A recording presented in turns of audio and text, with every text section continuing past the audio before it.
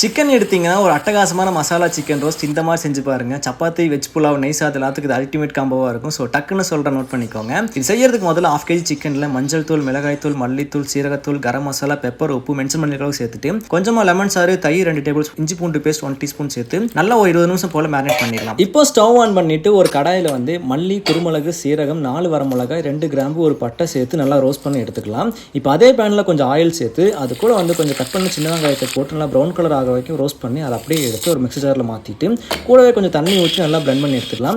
இப்போ அந்த பேனில் அதே ஆயிலில் நம்ம மேரினேட் பண்ணி சின்ன சிக்கனை போட்டு 80% ஃப்ரை பண்ணி எடுத்துக்கலாம்.